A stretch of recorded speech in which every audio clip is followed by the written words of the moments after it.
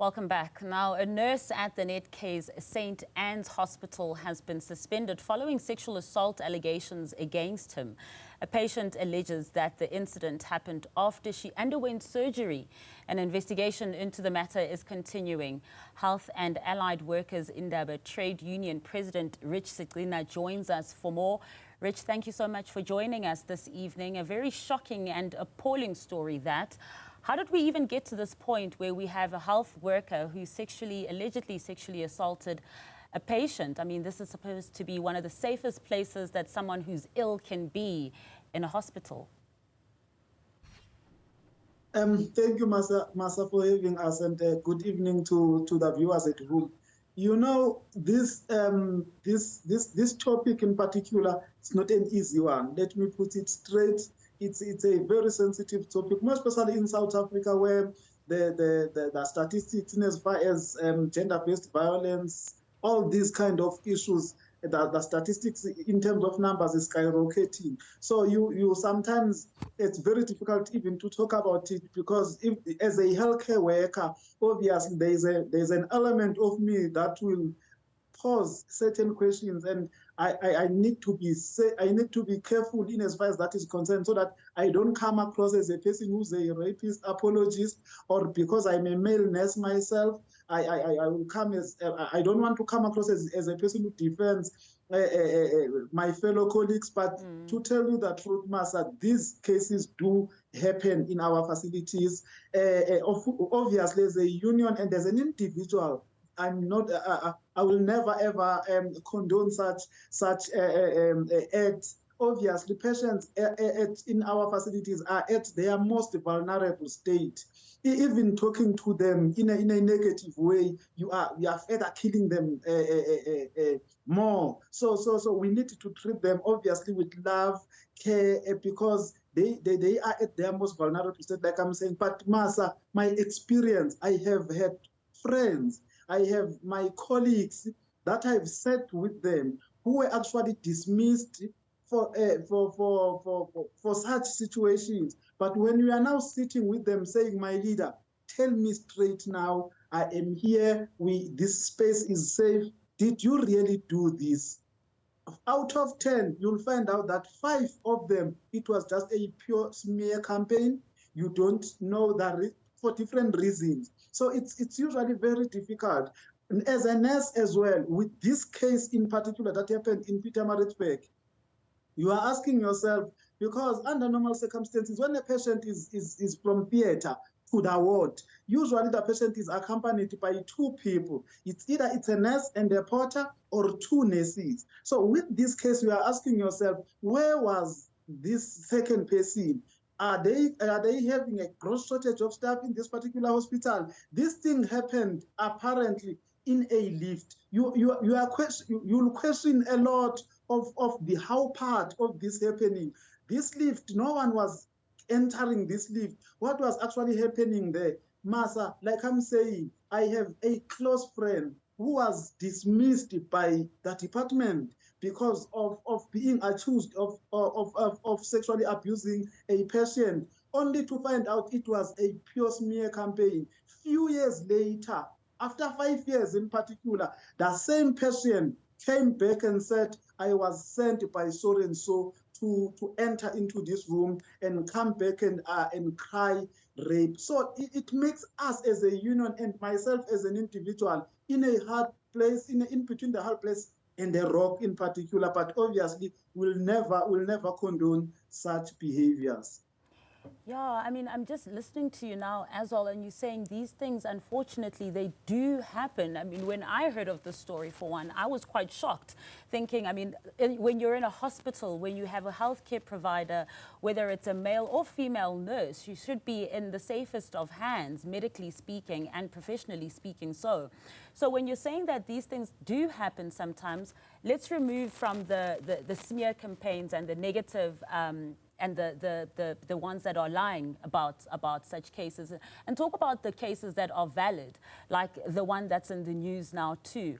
Are these not isolated incidents that you're saying? And if that's the case, that there have been cases like this before, how are hospitals then dealing with them so that health professionals like yourself, Rich, are not painted in the same brush as those who do such things? I usually say, Masa, our facilities, our healthcare facilities, it's either clinics or hospitals, it's either you are in private or you are in public sector, it doesn't matter. They will never function like a well-oiled machine unless they are worker controlled. Where I'm working, last week we were launching a men's forum.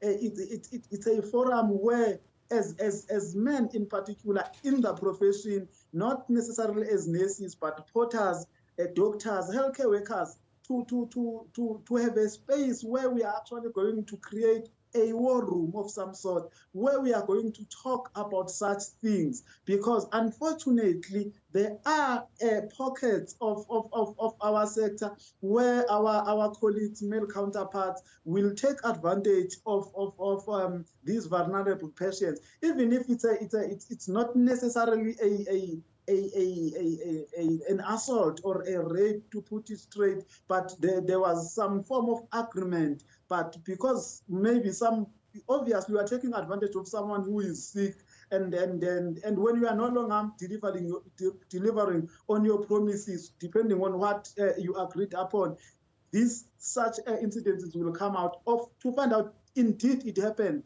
because it's very difficult again, Masa, to defend it if the particular patient will go to crisis center, seen by the doctors, and actually be proven that yes, this sexual encounter happened. Obviously, you are innocent until proven guilty. The hospital did the right thing by suspending the nurse while they are doing the investigations. And the nurse obviously must be subjected to disciplinary hearings, given a chance to state his side of the story. And if you are found guilty, you need to be shown that door.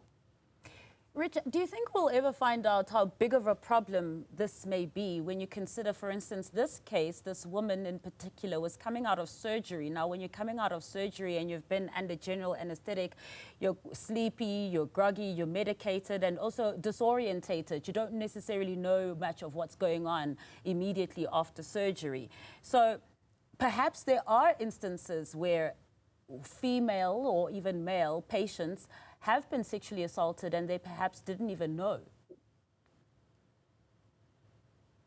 It's more or less, Masa, it's more or less like in our communities. I'm a pediatric nurse. We do admit kids that will be presenting to us with different medical or surgical conditions, only to realize that this particular kid is being sexually abused back home. In the community generally, there are many women and males who are actually abused, but because they fear, or those who are doing this are promising to kill them, or they are telling them not to say this because something horrible beyond being raped will happen to them. Yes, indeed.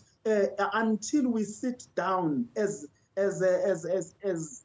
healthcare workers and take control of our facilities, sit down as males, then in particular, like we have done, if all hospitals probably can do what we are doing across the country, not only here in Gauteng, but across the country. Let's have these forums as men so that we can conscientize each other, call each other to order, and actually arm each other in as far as how do you act in this particular instances, more especially when it's a female-dominated area. It's not only patients, by the way, that are experiencing such acts, but also workers as well. But because they fear for their lives, they will then keep quiet and never say it, or never go to police station, by the way. And speaking of that fear as well, how well would you say that the Department of Health deals with such problems as well? We know that in this case in particular, this health worker has been suspended. But generally speaking, when such a complaint is made, do you find that there is enough emphasis on investigating the matter and making sure that it doesn't happen again?